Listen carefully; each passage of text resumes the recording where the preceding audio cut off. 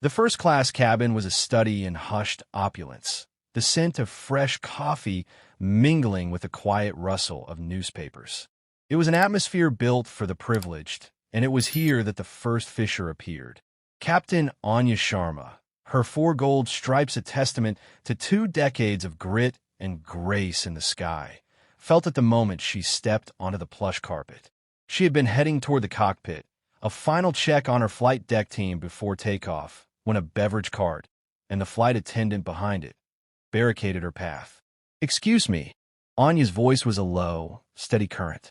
The attendant, a woman with a perfectly coiffed chignon and a name tag that read Claire Dubois, tilted her chin, a flicker of theatrical amusement in her eyes. "This is a restricted area, ma'am. Our crew is doing final preparations. You can't just wander around in that costume." A ripple of surprise, then judgment, spread through the cabin. A teenager in seat 2B, phone already raised, began a whispered commentary to an unseen live stream. Anya glanced down at her impeccably tailored Ether Airways uniform. Years of flight hours, a master's from a top university, and she was being accused of playing dress-up. "I'm Captain Sharma. I'm scheduled to pilot this flight," she stated, producing her credentials. Claire gave the card a cursory glance, her smile hardening. "Cute. Is this for TikTok?" "This isn't an influencer photo shoot, sweetie." A businessman in seat 1C lowered his tablet. "She's clearly the pilot. I've seen her before." "Sir, let us handle this," Claire snapped, her performance for the cabin audience flawless. "Some people will do anything for attention. We have a strict professional standard to uphold." Anya's phone buzzed in her pocket. A reminder for a 3 p.m. executive board meeting about new anti-discrimination policies. The irony was a sharp, bitter taste. "Our pilots look like professionals," Claire added, her voice dropping to a condescending stage whisper. "You look more like ground crew. Housekeeping is more your speed." A collective gasp filled the silence. The live stream count ticked upward. Comments flashed. "Is this a joke? No, she's being racist." Then, the intercom crackled to life.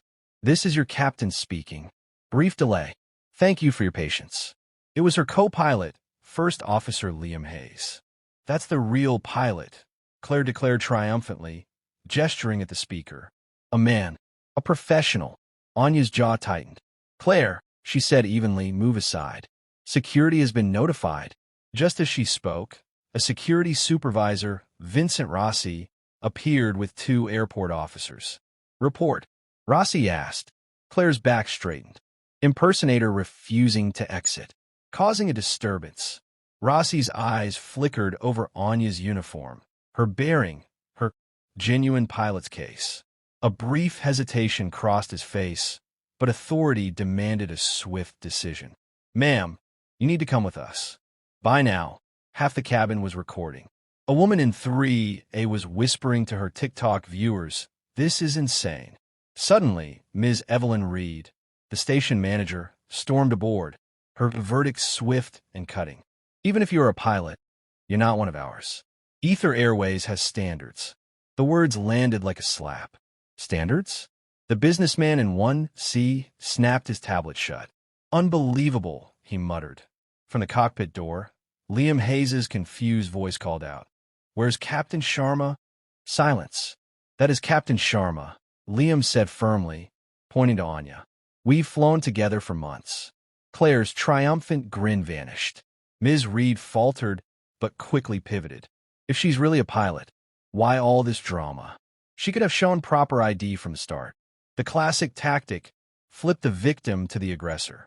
Anya considered her trump card. The black titanium executive card in her pocket, proof she wasn't just a pilot, but Ether's majority owner. But she hesitated. Most people who faced this kind of bias didn't have the power to end it with a single flourish. "Before you remove me," she said to the officers, "I'd like to make a phone call." From the terminal, Rossi ordered, "No. Right here."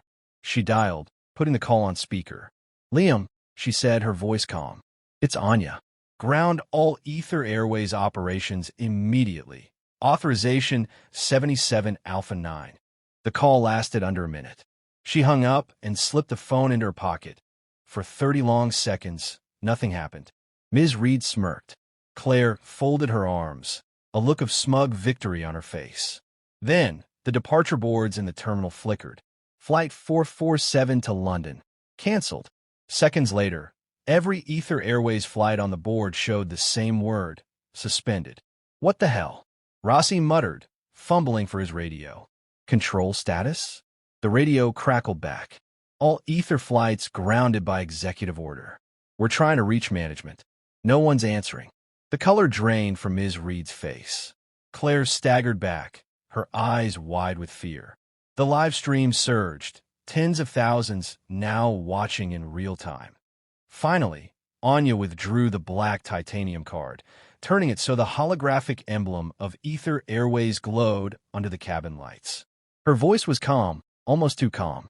My name is Anya Sharma, and I am not just your captain.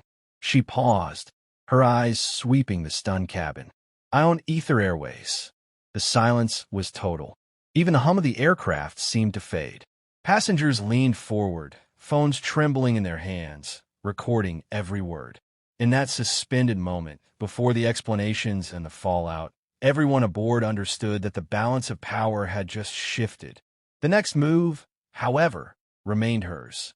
Ma'am, are you saying you're the majority shareholder and CEO of Ether Airways? One of the officers asked. Yes, Anya replied calmly. I acquired controlling shares 18 months ago. I've been flying routes to understand operations. She displayed her tablet. Anya Sharma, Chief Executive Officer, Ether Airways Incorporated. The businessman in 1C burst out laughing. He tried to kick the owner off her own plane. Malik's live stream exploded, the hashtag Ether Airways owner already trending. But Anya wasn't finished. Ms. Reed, you said Ether has standards. You're right. We do. She pulled up a board presentation on her tablet.